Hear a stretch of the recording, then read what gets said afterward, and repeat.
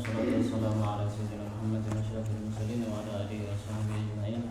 Subhanaka la ilma lana illa ma 'allamtana innaka antal alimul hakim wa tub 'alaina innaka antat tawwabur rahim wa taqabbal minna innaka antas samiul 'alim. Qala rabbi shrah li sadri wa yassir li amri wahlul 'uqdatam min lisani yafqahu qawli.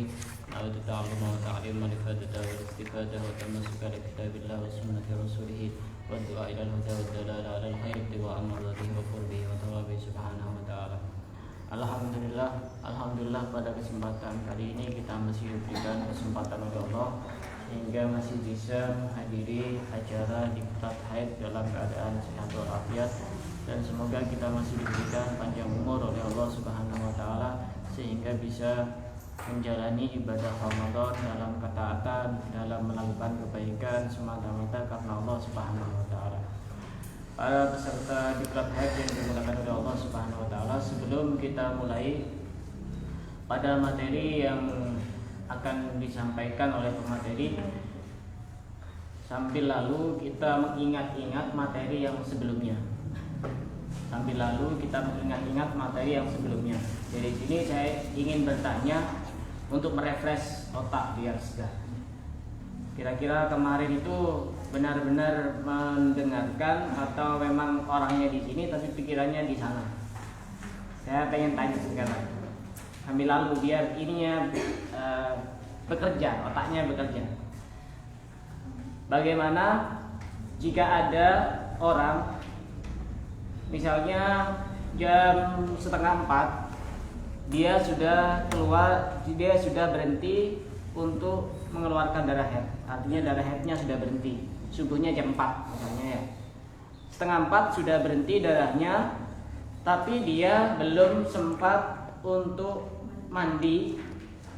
Apakah nanti ketika mandi sudah subuh, apakah boleh untuk berpuasa? Boleh. Ya. Boleh. Kenapa?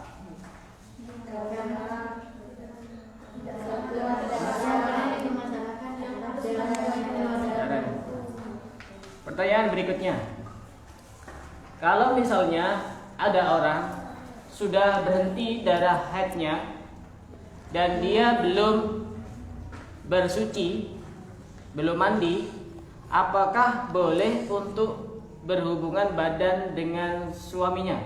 Tidak boleh. Kenapa?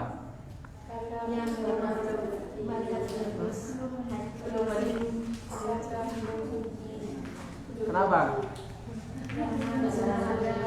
Penyebabnya adalah keluarnya ada. Pertanyaan berikutnya, apakah perempuan yang haid apakah boleh tidur bareng dengan suaminya? Boleh. Hah? Boleh. Boleh apa tidak boleh? Boleh. Kenapa kok boleh? Kalau cuma tidur tidak apa-apa. Yang tidak boleh itu berhubungan badan, yang tidak boleh. Tidak boleh berhubungan badan pada saat haid. Dan sebelum kita lanjutkan materi pada kesempatan kali ini alhamdulillah responnya dari netizen ini sangat baik. Kemarin ada yang komentar tentang kajian yang sebelumnya, katanya pembahasannya itu enak, santai, banyak humornya, runtut, dan gampang diterima semua kalangan. Ya kita bahasnya santai-santai saja, tidak usah bahasa yang terlalu tinggi, bahasa anak-anak muda saja, biar enak, biar nyantai. Kita langsung lanjut kepada materi pada kesempatan kali ini. Pada kesempatan kali ini kita akan membahas tentang definisi haid dan hukum mempelajari haid dan batasan-batasan orang haid.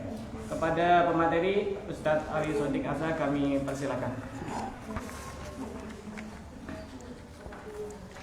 Assalamualaikum warahmatullahi wabarakatuh. Alhamdulillahirabbil alamin wa bihi nasta'inu ala umurid dunya waddin wassalatu wassalamu ala asyrafil anbiya'il mursalin sayyidina maulana Muhammad wa ala alihi wa sahbihi ajma'in. Rabbi shrah li sadri wa yassir li amri wahlul 'uqdatam min lisani yafqahu qawli, amma ba'd. Kita lanjutkan pembahasan yang kemarin, cuma perlu kami sampaikan sedikit, ada yang mengganjal pada penjelasan saya kemarin tentang perlakuan kaum jahiliyah maupun orang-orang Yahudi sebelum datangnya Islam terhadap wanita haid. Ada istilahnya sabkul lisan saya ya. Ada kesalahan sedikit dalam bahasa saya. Jadi kemarin saya mengatakan bahwa orang-orang Yahudi, jahiliyah, ketika istri-istrinya atau perempuan-perempuannya sedang mengalami haid itu kemudian tidak diberi makan gitu ya, tidak diberi makan, tidak diberi minum. Jadi kalimatnya bukan seperti itu setelah saya baca ya di hadisnya. Jadi tidak menemani mereka untuk makan. Jadi tidak boleh makan bersama, tidak boleh minum bersama gitu. Pokoknya suruh keluar dari rumah. Ya, masalah makan mungkin masih diberi ya, tidak ada penjelasan, bukan tidak diberi makan. Jadi mohon maaf atas kekeliruan bahasa saya kemarin. Itu tentang materi yang kemarin. Kemudian berikutnya yang akan kita bahas pada pertemuan pagi ini adalah tentang definisi haid dan seterusnya. Definisi haid di sini kita ambil langsung pengertian secara istilah syariatnya ya. Ya, kalau secara bahasa haid itu artinya adalah mengalir. Jadi setiap sesuatu yang mengalir itu adalah haid. Misalkan kita melukai pohon pisang, kemudian keluar getah, maka pohon pisang itu haid secara bahasa. Jadi secara bahasa artinya mengalir. Haid itu artinya mengalir secara bahasa. Kemudian secara istilah syariat, haid itu adalah darah yang keluar dari kelamin wanita. Nah, itu yang kemarin naskah pertamanya, file pertamanya ada kekurangan. Jadi bisa ditambah, mungkin ada yang belum ditambahkan, silahkan ditambah ya. Darah yang keluar dari kelamin wanita pada usia 9 tahun Hijriah kurang 16 hari kurang sedikit. Nah, bahasanya begitu. Secara alami ini artinya bukan karena sakit ataupun melahirkan. Nah, kita bahas satu persatu bahwa haid itu adalah darah lah ya, jelas ya. Jadi kalau keluar sesuatu tapi bukan darah, ya maka bukan haid. Wanita mengeluarkan sesuatu, air misalkan, bukan darah, maka bukan haid. Jadi itu yang perlu difahami dulu, darah. Kemudian yang kedua, darah itu keluar dari kelamin wanita, dari kemaluan wanita, ya bahasanya begitu sudah ya. Artinya selain wanita, walaupun mengeluarkan darah, maka tidak bisa dikatakan haid. Ada laki-laki tiba-tiba mengeluarkan darah, maka harus periksa ke dokter, jangan mengatakan saya halangan tidak mau puasa gitu. Laki-laki kok keluar darah walaupun dari dari kemaluannya, tidak bisa dikatakan haid, karena haid itu hanya terjadi pada wanita. Kemudian yang berikutnya, yang ketiga dari takrif, dari definisi ini, yaitu darah itu keluar pada usia 9 tahun Hijriah kurang 16 hari kurang sedikit bahasanya. Kalau di kitab-kitab fikih itu diglobalkan, jadi kurang 9 tahun gitu, 9 tahun Hijriah, ada yang begitu, ada yang mengatakan hanya 9 tahun kurang 16 hari gitu. Nah, kenapa ada kalimat kurang sedikit ini? Ini untuk lebih memperinci.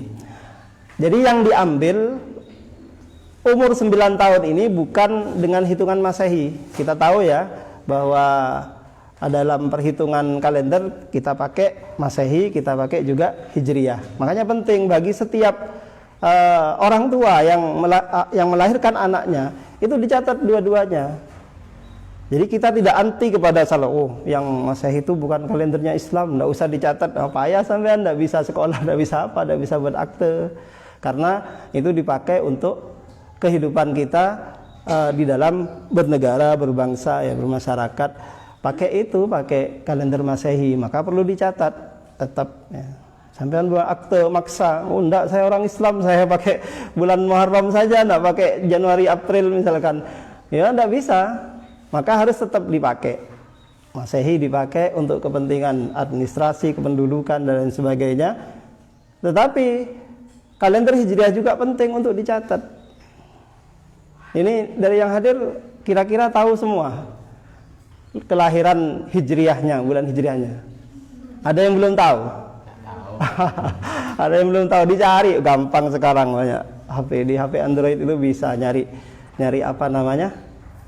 Kalau dulu mungkin dianggap sesuatu yang agak sulit ya mencari, kecuali yang ahli ya, yang ahli falak gitu ya. Kalau sekarang gampang, sudah di Android dicari itu ya. Dicari misalkan yang kelahiran 12 Januari 1996 umpamanya ya. Lah itu Hijriahnya berapa? Tinggal nyari, ada. Gampang gitu, banyak apa namanya? Banyak aplikasinya sekarang. Kalaupun tidak cocok itu biasanya selisih 1 hari gitu ya. Karena kan harus diketahui malam dan siangnya. Nah, perhitungan Hijriah itu mulainya adalah setelah maghrib. Jadi maghrib itu berganti kalender, sudah berganti tanggal ya. Tapi kalau Masehi itu ngitungnya setelah jam 12 malam, jam 00. Nah, maka perbedaannya di situ kadang-kadang ya. Kadang-kadang keliru menulis tahu apa tanggal Hijriahnya karena tidak paham seperti itu ya. Seperti saya itu, saya lihat di catatan orang tua itu 11 Rabiul Awal, padahal saya lahir malam. Berarti saya 12 Rabiul Awal, sama dengan kelahiran baginda Nabi itu ya. Iya, makanya saya kalau ulang tahun itu tiap Maulid itu bersama. Ulang tahunnya bersama beliau. Bersama gitu. 12 Rabiul Awal gitu ya. Jadi usia 9 tahun Hijriah kurang 16 hari, kurang sedikit ini bisa saya contohkan. Ini harus nulis. Jadi begini, misalkan ada seorang perempuan yang lahir pada tanggal umpamanya tanggal berapa ya? 25 ya. 25 Rajab. 25 Rajab 1400 berapa? 30 umpamanya ya. Hijriah.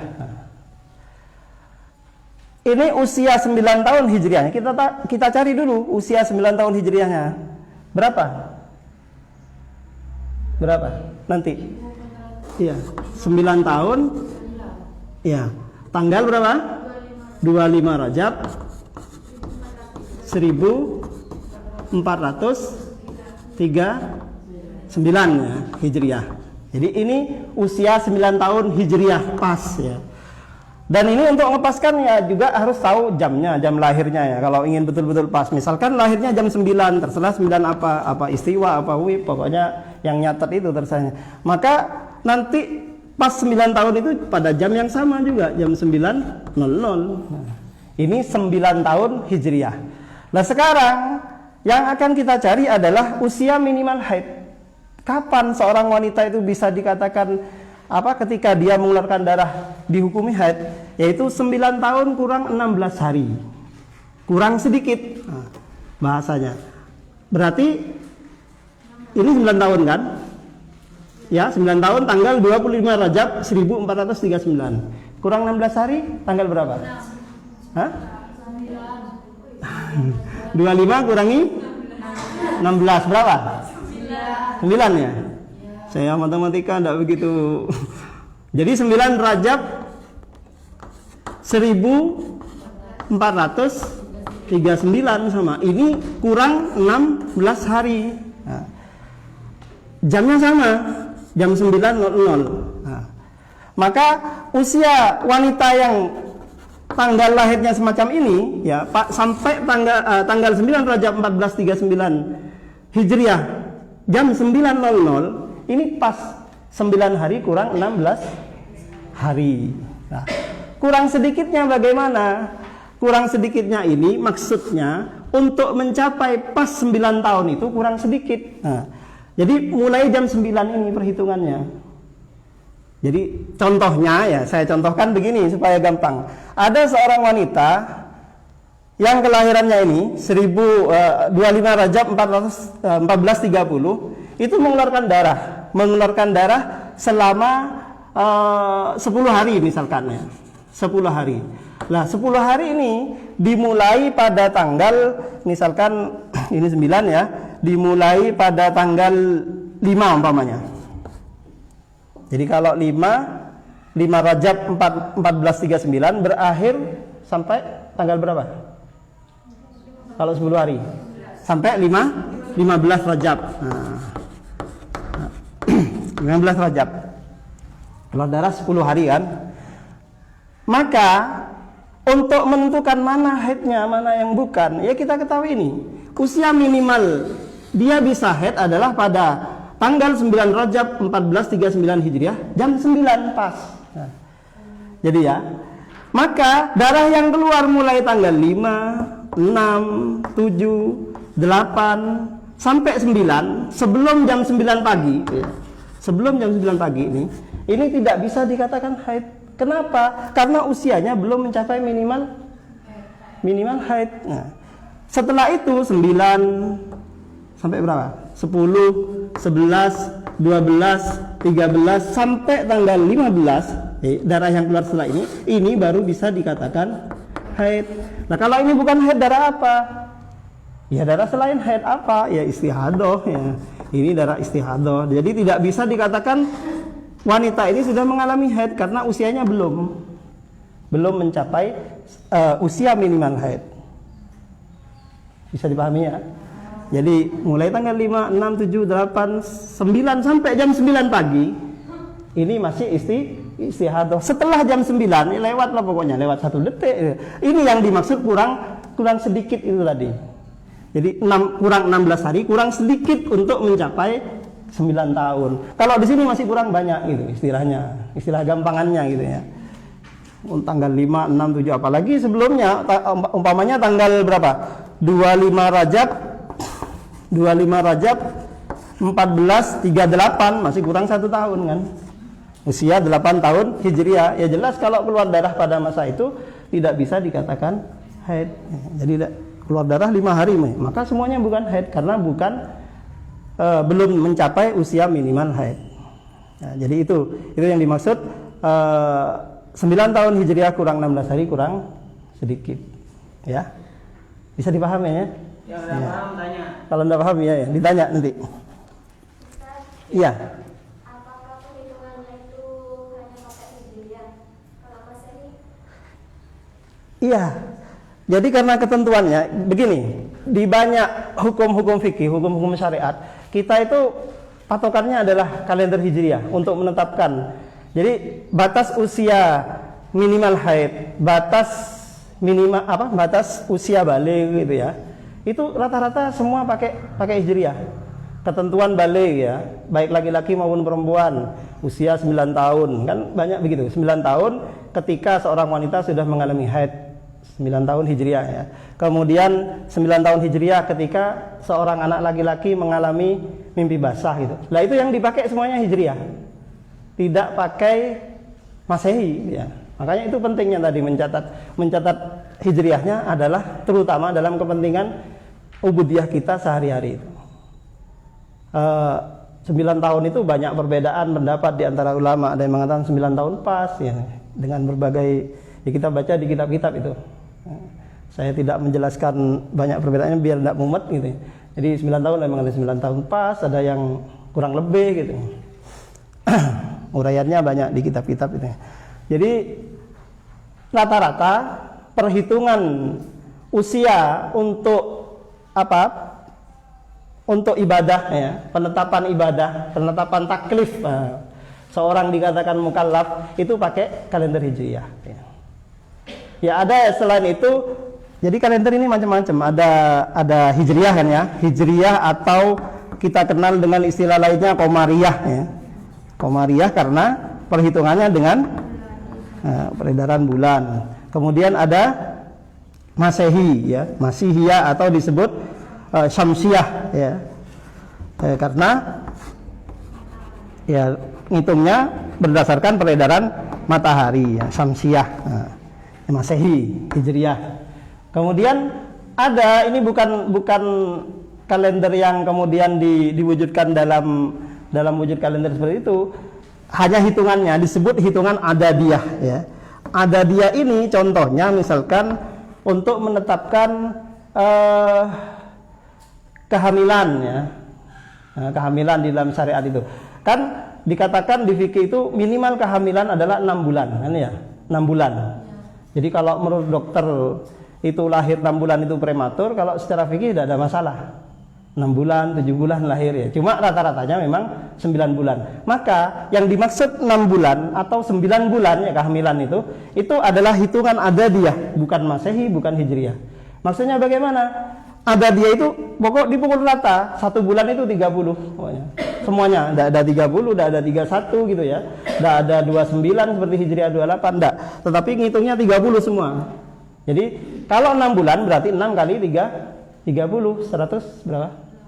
180 hari, itu minimal kehamilan. Jadi seorang wanita bisa melahirkan anaknya setelah 6 bulan, lebih sedikit juga istilahnya gitu.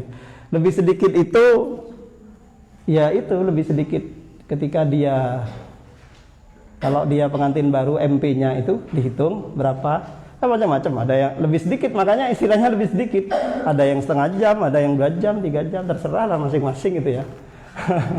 Plus itu ya lebih sedikit itu plus masa melahirkan. Nah, melahirkan juga ada sama. Ada yang kebidan langsung brojol, ada yang masih nunggu 1 hari satu malam ya. Kebidan masih buka buka-bukaan itu. Nggak paham saya. Urusannya bidan itu. Lalu itu kadang ada yang lahir keesokan harinya. Maka dikatakan 6 bulan lebih sedikit. Maka ya ini 6 kali 30 180 hari plus gitu. Itu masa minimal kehamilan. Umumnya 9 bulan, maka 9 kali 30 gitu. Ini hitungan adadiyah. Jadi ini contoh-contoh penghitungan apa ya? Semuanya dipakai ya, semuanya dipakai. Jadi tidak usah anti lah gitu. Kalau lagi tahun baru Islam ya kita semangat lah, memang harus karena punya sendiri. Setelah tahun baru Masehi, wah macam-macam sudah. Sudahlah, tidak usah dipermasalahkan. Tahun-tahun itu semua kalender semacam itu kan memang semuanya adalah ciptaan Allah semua kan ya. Takdir dari Allah. Jadi tidak usah lah kita terlalu ekstrim ya. Ya, masalah haramnya pelaksanaan pesta tahun barunya ya itu urusan lain ya. Jangan menyalah-nyalahkan kalendernya karena nyatanya kita pakai itu ya. Kan tidak bisa kemudian jangankan yang di Indonesia ya. Yang Arab saja sekarang agak kabarnya akan beralih ke kalender Masehi itu ya. Untuk penghitungan administrasi itu ya. Nah, maka ya biasa-biasa sajalah bahwa semua itu adalah ciptaan Allah yang wajib kita syukuri ya. Adapun ada penyimpangan-penyimpangan dalam memperingatinya itu urusan lain. Ya harus kita tentang ketika itu bermaksiat kepada Allah. Tetapi tidak lantas kemudian ekstrim ini tahun barunya non muslim, nah tidak usah. Nyatanya kita pakai gitu ya. Jadi kita seperti itu. Lanjut. Yang mau tanya lagi?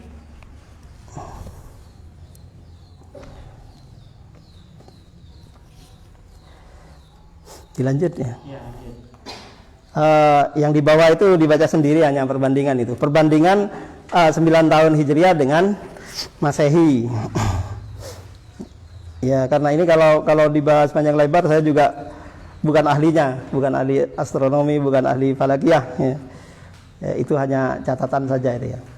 Kemudian yang berikutnya, hukum mempelajari tentang haid dan hal-hal yang terkait dengan haid ini.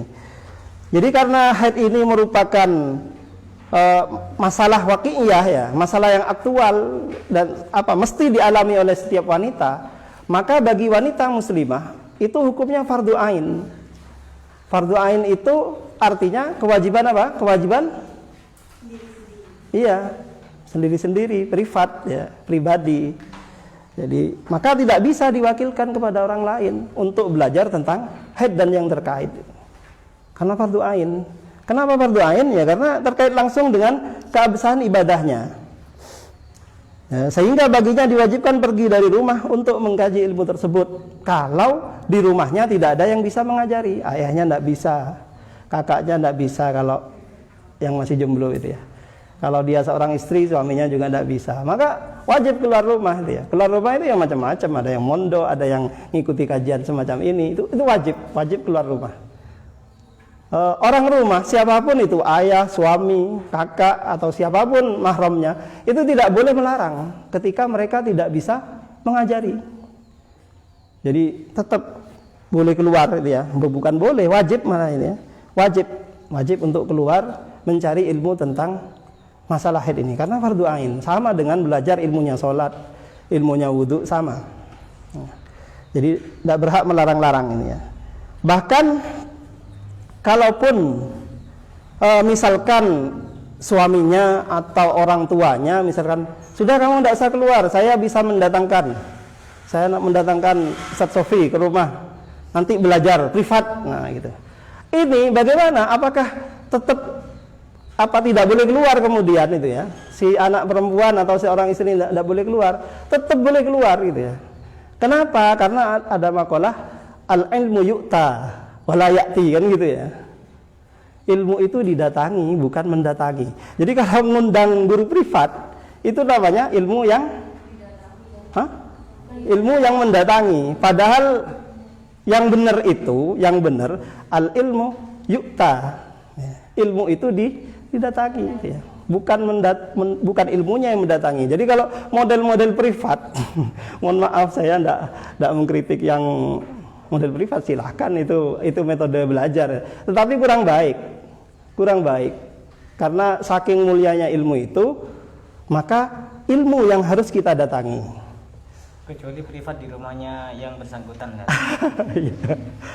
Iya, namanya tetap datang kan berarti.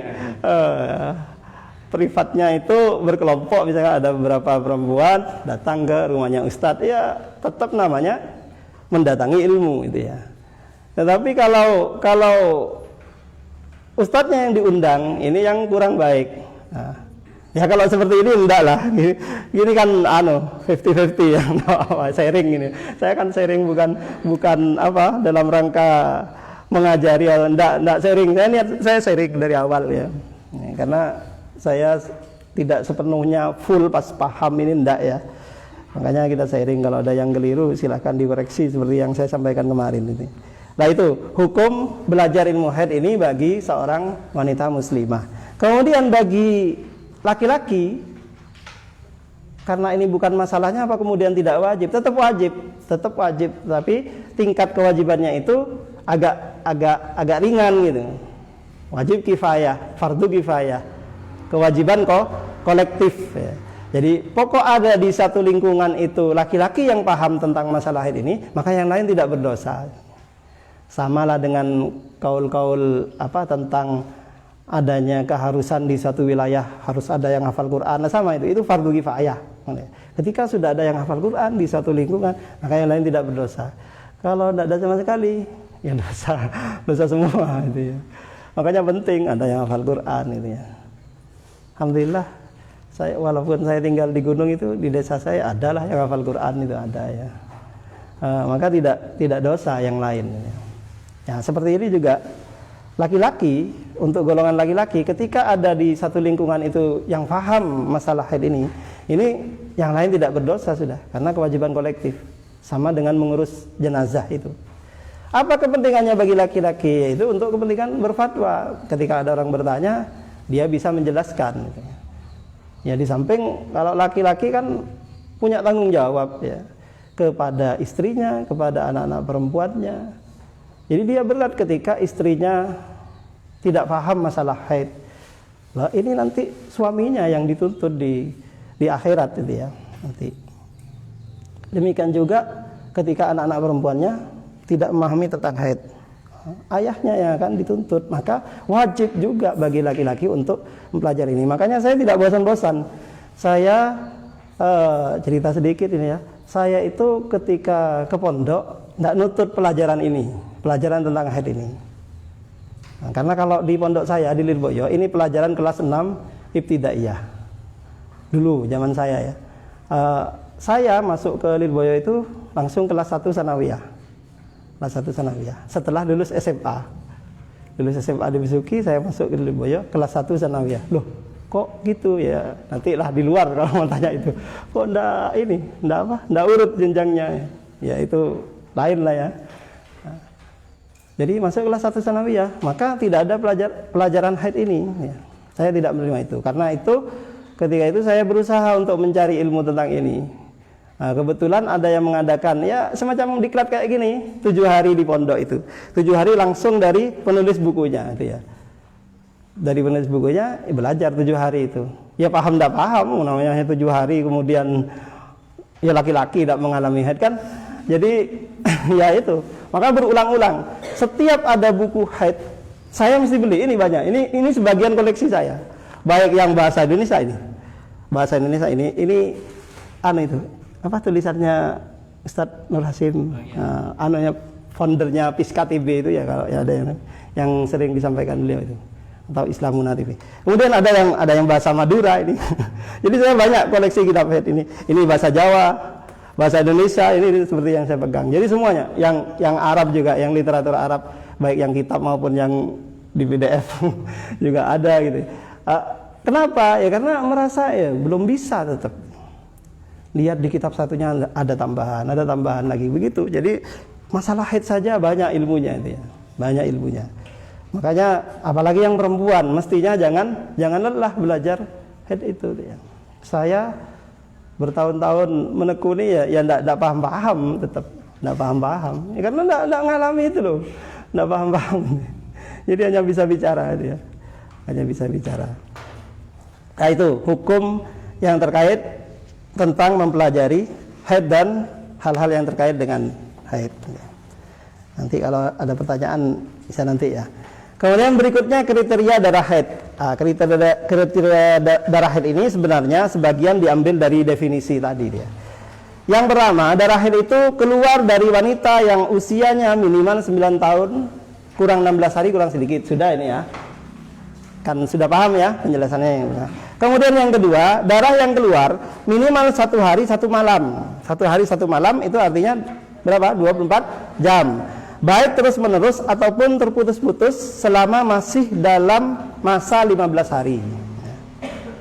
Nanti saya berdiri sekali. Yang ketiga, kriteria darah haid itu kriteria darah haid tidak lebih dari 15 hari 15 malam. Jadi minimalnya 24 jam, maksimalnya gitu. Maksimalnya itu 15 hari 15 malam. Kemudian ketentuan yang keempat, kriteria yang keempat, keluar setelah masa minimal suci, yakni 15 hari 15 malam dari haid sebelumnya. Jadi ketika 4 kriteria ini tidak terpenuhi, maka darah yang keluar itu tidak bisa dikatakan darah haid. Darah apa? Ya disebut darah istihadah. Istilahnya macam-macam, ada dikenal dengan istilah darah fasad, darah rusak atau darah kotor. Sebenarnya sama saja haid dengan istihadah ya sama-sama kotor ya. Cuma ini perbedaan istilah untuk menggampangkan saja. Jadi kalau haid itu khusus itu haid nifas ya. Darah istihadah dengan banyak istilahnya itu. Haid tidak boleh sholat. Ya, karena terkait dengan itu ya. Terkait dengan hukum-hukum itu nanti. Baik, kita uraikan satu-satu itu ya. Jadi yang pertama sudah keluar dari wanita yang usianya minimal 9 tahun hijriah kurang 16 hari kurang sedikit, sudah ya. Kemudian yang kedua, darah yang keluar itu minimal sehari semalam 24 jam.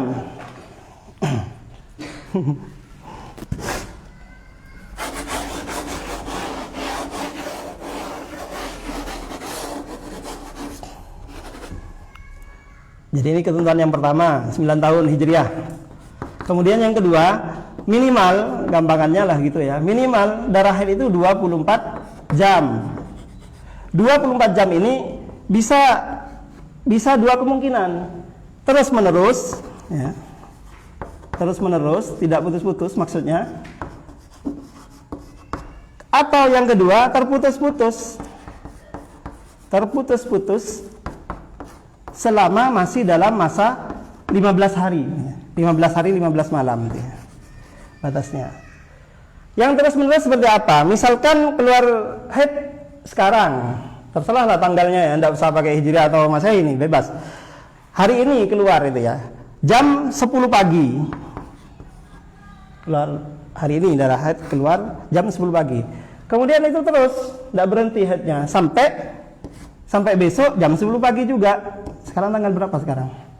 15. Iya 15 atau kalau Ramadan tanggal 3 ya. Nah, tanggal 3 Ramadan. Ini tanggal 4 Ramadan besok. Terserah ya. Kalendernya bebas. Mau Masehi mau apa? Mau Hijriah bebas. Jadi kalau keluar hari ini tanggal 3 Ramadan, maka dikatakan 24 jam, besok tanggal 4 jam 10 pagi sama. Ini tidak berhenti. Caranya mengetahui tidak berhenti bagaimana? Nanti ada sebenarnya di belakang. Ketika dimasukkan kapas ya, kapas yang apa warnanya kapas? Putih ya, putih bersih itu.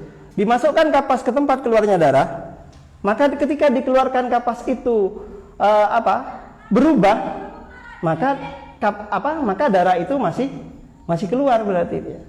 Walaupun perubahannya sedikit, berwarna keruh gitu. Walaupun tidak berwarna darah dan tidak mengalir sampai keluar. Yang penting ketika kapas itu dimasukkan berubah warna, ya, keluarnya berubah warna, maka dikatakan itu masih terus menerus. Ya dikira-kira sendiri, jangan tanya detailnya, saya tidak tahu, jangan dipaksa saya itu ya. Jangan dipaksa ya. Itu ada sendiri yang mengalami itu ya. Jadi dikira-kira. Oh, berarti kalau kapasnya tidak ada perubahan, berarti masih keluar darah. Ya. Itu terus jam 10 hari ini sampai jam 10 pagi. Nah, ini 24 jam. Atau 24 jam itu terputus-putus selama masih dalam rangkaian 15 hari 15 malam. Jadi 1 sampai 15 ya, sampai hari ke-15. Misalkan hari ini ya mulai keluar. Itu keluar 2 jam. 2 jam dimasukkan kapas. Setelah 2 jam itu karena sudah tidak terasa, kapas bersih, maka ini artinya darah berhenti. 2 jam berhenti. Besok begitu lagi, jam 10 besok keluar 2 jam lagi. Begitu seterusnya sampai 15 hari. Kalau 2 jam tiap hari sampai 15 berapa jumlahnya? Sama dengan 30 jam. Nah, 30 jam ini sudah lebih dari 24 jam, maka ini juga dikatakan haid. Jadi dikumpulkan, makanya ini pentingnya mencatat. Dicatat keluar jam berapa, berhenti jam berapa, itu ya. Kalender hari ini 15 April. Keluar jam 9.00. Berhenti jam 12. Berarti berapa? 3 jam gitu. Besok keluar lagi kayak gitu. Jadi hitung ketika 15 hari pas gitu ya. Itu jumlahnya melebihi 24 jam, maka itu haid. Kalau tidak, misalkan hanya tiap hari keluar 1 jam sampai 15 hari, 1 jam terus. Jumlahnya berapa? 15 jam. Maka ini tidak termasuk haid. Ya, bukan haid. Kenapa? Karena jumlahnya belum mencapai minimal haid, yaitu 24 jam. Bisa dipahami ya? Artinya apa? Nah ini kan ketika keluar darah mestilah berhenti ya, tidak sholat gitu. Kalau puasa tidak puasa. Ya. Nah, ternyata setelah dikumpulkan ya, tidak sampai 24 jam, berarti dia tidak mengalami haid, istihadah. Artinya apa? Dia punya hutang. Nah ini yang tidak terlalu dipikirkan oleh kaum wanita. Keluar darah sudah haid gitu ya, kemudian berhenti sudah suci gitu. Tapi kemudian tidak dihitung jumlahnya berapa gitu. Apakah sudah mencapai minimal haid atau tidak gitu. Jadi ketika tidak mencapai minimal hanya 15 jam, berarti ini suci semua, istihadah ya. Kalau tidak sholat punya hutang 15 hari ya. Ya itulah kodratnya. Barangkali mewakili ini. Iya. Ini ada yang malu bertanya. Kalau sudah darah itu berhenti, misalnya 2 jam terus berhenti, apakah dia wajib mandi terus wajib sholat? Iya, nanti itu ada sebenarnya, ya tidak apa-apa lah. Tidak apa-apa, kita akan mengalir ini ya. Ada di materi itu ya sebenarnya. Jadi kapan mandinya ini? Kapan mandinya ketika darahnya terputus-putus? Mandinya itu setelah lengkap 24 jam. Nah, kalau belum lengkap, apakah itu kemudian ternyata haid ataupun bukan, itu tidak perlu mandi. Jadi 2 jam ya, 2 jam berhenti, tidak perlu mandi. Karena belum haid kan, belum 24 jam. Maka kalau ini misalkan pas waktu duhur misalnya, sudah bersihkan tempat keluarnya darah, kemudian ambil wudhu, sholat. Sudah. Begitu ya, tidak perlu mandi karena belum haid, masih 2 jam. Terus begitu. Ternyata setelah 15 hari, ternyata haid. Karena lengkap 24 jam, lebih bahkan 30 jam. Ya berarti sholat yang dilakukan selama masa berhenti darah itu, ya tidak sah semua. Apakah dosa? Tidak dosa, tidak tahu. Tidak dosa, dan Allah tidak akan menghilangkan apa? Pahala dari wanita yang sholat itu dalam keadaan haid ternyata dia. Ya tetap dapat pahala dari Allah gitu ya. Ya, ambil gampangnya gitu. Jangan ruwet. Sudah saya nunggu. Iya kalau apa namanya? Kalau lengkap 24 jam, kalau tidak lengkap kan ternyata ya punya hutang itu tadi kemudian.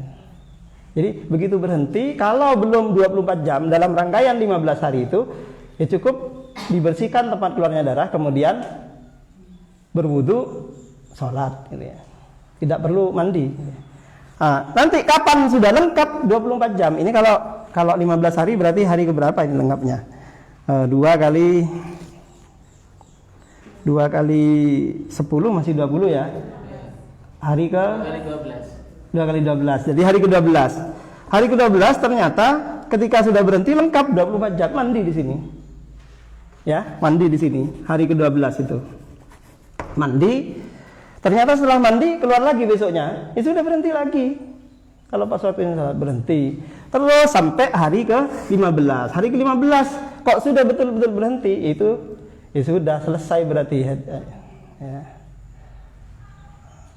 Jadi apa?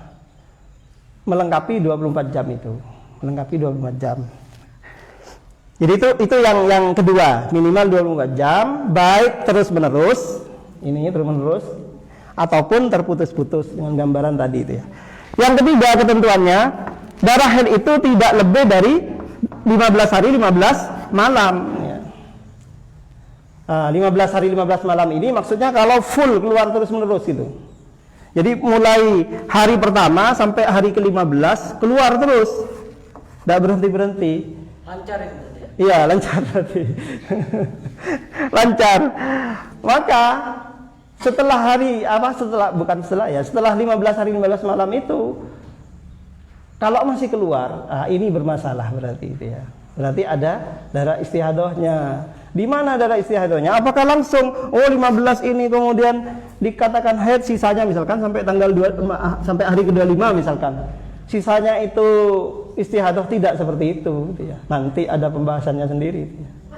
Tidak seperti itu. Jadi makanya saya katakan ilmunya haid ini banyak kalau kita pelajari ya banyak. Jadi bukan seperti kebiasaan wanita-wanita itu 15 haid, sisanya itu istihadah, tidak seperti itu. Nanti ada istilah kuat dan lemahnya darah, dilihat kalau paham. Kalau tidak paham, gampang gitu ya, gampang nanti diingat kebiasaan haidnya berapa gitu. Jadi bisa mengikuti kebiasaannya. Nantilah itu penjelasannya ya. Yang penting kita jelaskan sekarang adalah kriteria darah haid itu sendiri. Bahwa darah haid itu kriteria ketiga tidak melebihi 15 hari 15 malam. Ya. Banyak yang salah menerapkan juga ya. Dimaksud 15 hari 15 malam. Ini contoh ini ya, 1 sampai 15 ini bukan tanggalnya, enggak ya. Jadi kalau kita ngikut tanggalnya, misalkan tanggal 1 keluar ya. Keluar haid jam 8 pagi, tanggal 1 apalah terserah ya. Maka dikatakan sudah lengkap 15 hari 15 malam pada tanggal berapa? 15 atau berapa? Kan ditambahkan 1 tambah 15 tanggal 16 jam yang sama. Itu 15 hari 15 malam. Jadi ini memang kadang-kadang saya sendiri sering gitu. Dulu keliru gagal paham ya. Gagal paham ya. Jadi ini 1 sampai 15 maksudnya jumlahnya 15 hari 15 malam. Tapi kalau dipraktekkan pada kalender ya maka yang dimaksud 15 hari 15 malam ya tentukan tanggalnya. Seperti misalkan mulai awal Ramadan, tanggal 1 Ramadan, maka 15 hari 15 malam berakhir tanggal 16 Ramadan jam yang sama. Itu ya. 1 hari 1 malam kan juga begitu. Ya. 1 hari 1 malam keluar hari ini tanggal 3, maka berakhirnya kan tanggal 4 kan ditambahkan ya. Kalau tidak ditambahkan, kalau tidak ditambahkan kan tetap tanggal hari ini juga ini. Tidak bergerak. Ini juga begitu kan ini. Jadi begitu prakteknya, ngitungnya seperti itu, ngitung kalendernya seperti itu. Jadi kalau mulai tanggal 1 berakhirnya tanggal 16. Itu 15 hari 15 malam. Kemudian yang keempat ketentuannya, darah haid itu keluar setelah minimal masa suci, yaitu 15 hari 15 malam. Jadi ketentuan 15 hari 15 malam ini ada dua ya. Yang pertama itu maksimalnya haid itu ya. Kemudian yang kedua adalah minimal suci, itu juga sama 15 hari 15 malam. Artinya gimana? Seorang perempuan yang haidnya berhenti hari ini misalkan, hari ini tanggal 3 Ramadan, tanggal 3 jam 10 pagi misalkan, maka dia bisa haid lagi itu ya. Minimal adalah 15 hari 15 malam setelah hari ini. Minimal. Kapan itu? Ya tinggal tambahkan 3 tambah 15 ya. 15, berapa berarti? 18 Ramadan jam 10 pagi juga. Kalau keluar pada tanggal 18 Ramadan keluar darah lagi gitu ya, pada jam 10 pagi, maka ini bisa dikatakan haid. Karena sudah memenuhi minimal masa suci, yaitu 15 hari 15 malam ya. Ya kalau keluar sebelum ini ya berarti ada masalah, belum bisa dikatakan haid. Jadi bisa saja seorang wanita itu 1 bulan mengalami 2 kali keluar haid ya. Karena minimal masa suci adalah 15 hari 15 malam ya. Kalau rata-rata satu kali apa 2 kali? Itu yang paham. Rata-rata begitu itu ya. Karena nanti terkait dengan ketentuan minimal haidnya, kemudian ini kan masih minimal haid ya. Nanti umumnya haid kemudian maksimal haid pada berikutnya itu sampai titik ya, sampai titik ini ya. Jadi umumnya haid itu tadi minimalnya ya. Nah ini sudah saya uraikan tadi. Batasan darah haid minimal haid 24 jam, baik keluar terus menerus ataupun terpisah-pisah selama masih dalam masa 15 hari 15 malam sudah ya. Kemudian yang kedua yang dimaksud terus menerus, sekiranya kapas dimasukkan dalam kemaluan wanita masih ada bercak darah walaupun hanya berwarna kuning atau keruh tadi itu.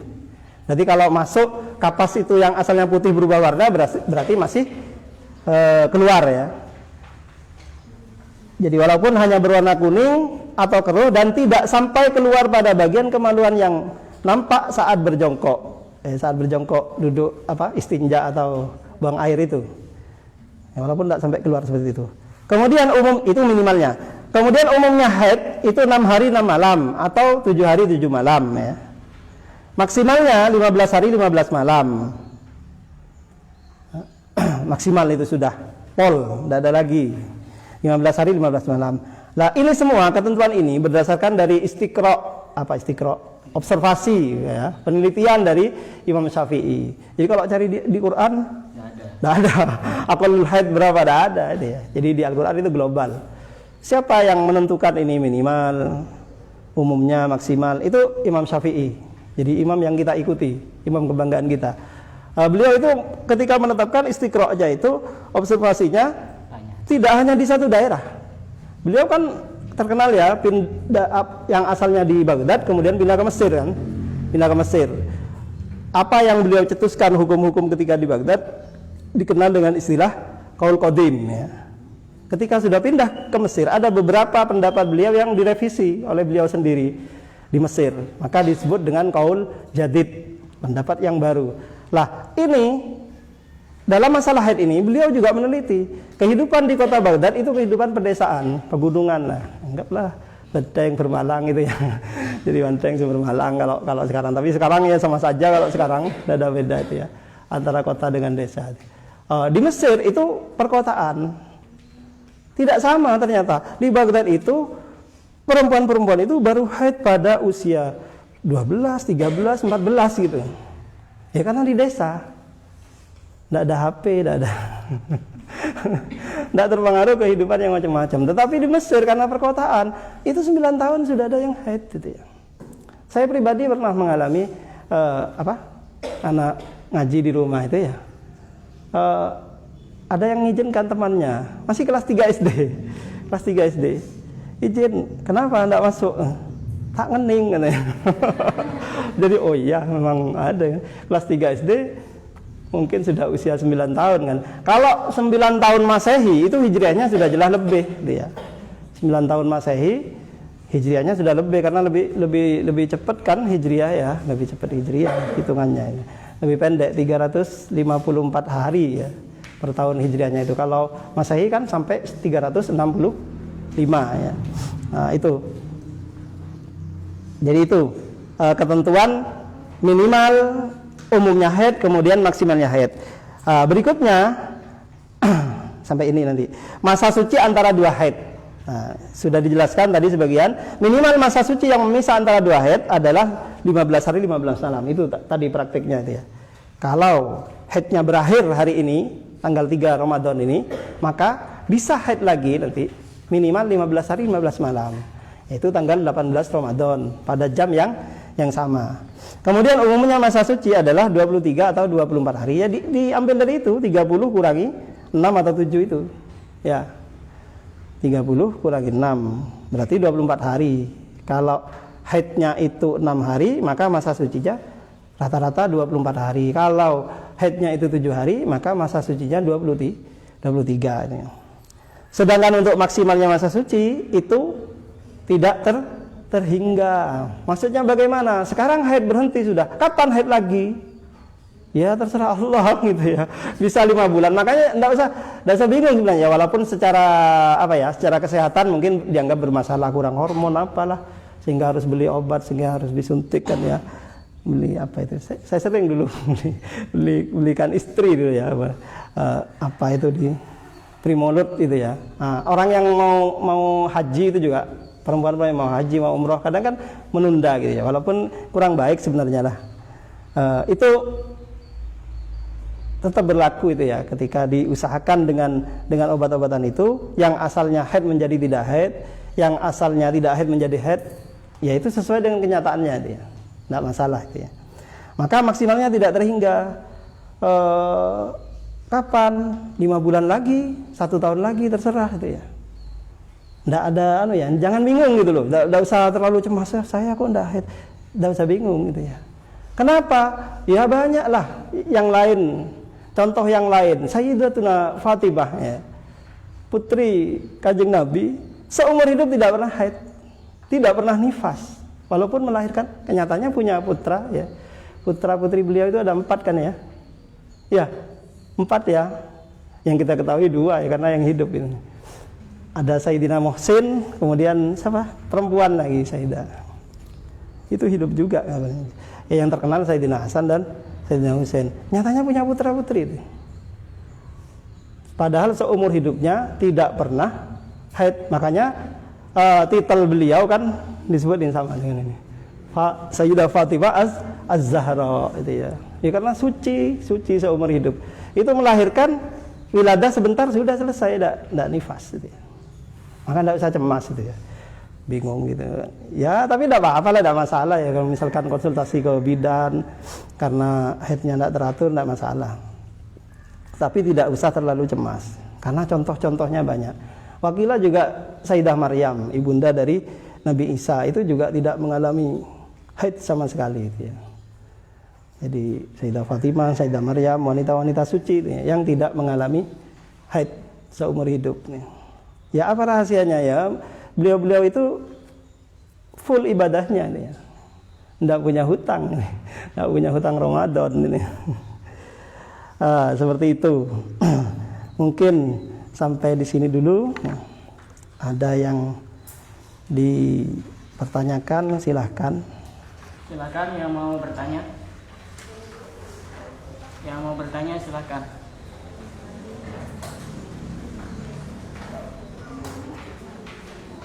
Ada yang mau tanya? Ya, silakan. Misalkan kalau keluarga disebabkan oleh pil KB itu diberi haid atau istihadah? Kalau mengeluarkan darah disebabkan karena pil KB disebut istihadah apa haid? Iya, seperti yang saya sampaikan tadi.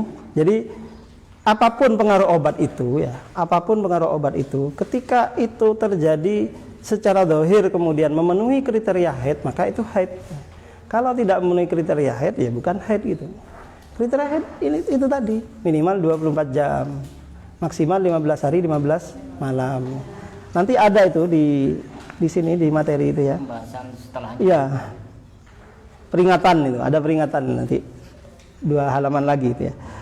Jadi apapun ketika minum pil apapun itu tadi, contohnya Primolut, pil KB, kemudian keluar darah dan memenuhi kriteria haid, maka dihukumi haid.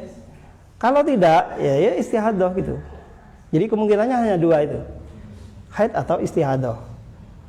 Minum pil KB, keluar darah berapa? 23 jam. Haid apa istihadah? Minum pil KB ya. Asalnya kan suci. Kemudian minum pil KB, keluar darah keesokan harinya. Full 23 jam, tidak ada lagi. Darah apa? Darah apa? Istihadah. Kenapa? Karena tidak sampai 24 jam. Ditunggu sampai 15 hari tidak ada, ya sudah. Istihadah berarti. Makanya langsung sholat saja gitu. Setelah itu 23 jam, tidak usah mandi. Bersihkan, sholat gitu. Tunggu sampai 15 hari, dah keluar ya bebas kan, sudah tidak punya utang gitu ya. Tapi kalau nunggu 24 jamnya sampai 15 hari, wah punya utang itu nanti banyak. Itu ada lagi? Ada lagi yang mau tanya? Ustaz, Ya. sama penjelasan Ustaz tadi yang katanya wanita itu meskipun sudah suaminya mendatangkan guru untuk belajar haid, tapi wanita itu masih boleh keluar. Iya. Dari itu. Iya. Bagaimana Ustaz? Kan jika suaminya melarang, peraturan suami dengan menjalani. Iya, itu dalam rangka memenuhi etika mencari ilmu itu ya. Jadi karena ada etika seperti itu, bahwa ilmu itu didatangi, bukan ilmu yang mendatangi, bukan didatangkan ilmu itu, maka yang seperti ini sebagian ulama, sebagian masyayikh masih memperbolehkan ketika ilmu yang dicari itu adalah bersifat fardu ain. Fardu ain masih boleh keluar ya. Walaupun sudah suaminya mendatangkan gitu. Karena terkait dengan etika tadi itu ya. Al ilmu yukta wala ya'ti itu. Dan dapat laknat kan Ustaz? Ya enggak, ketika ilmunya itu fardu ain gitu ya. Misalkan enggak puas yang didatangkan ternyata siapa ini bulat enggak bisa jelas, ya sudah keluar, tetap cari yang jelas gitu ya. Tetap ke Az-Zahra. Saya cari suami yang paham dan pengertian. Kalau tidak paham pengertian. Ada lagi yang mau tanya? Tidak ada. Kalau tidak ada, ada. Kalau tidak ada, kita cukupkan sampai di sini. Dan semoga apa yang kita pelajari pada hari ini menjadi ilmu yang manfaat, ilmu yang barokah. Dan semoga kita masih diberikan keistiqomahan dan diharapkan untuk hadir sampai selesai biar tidak gagal paham. Nanti tanpa menyesatkan banyak orang. Kita akhiri, wallahu a'lam bishawab. Assalamualaikum warahmatullahi wabarakatuh. Waalaikumsalam warahmatullahi wabarakatuh.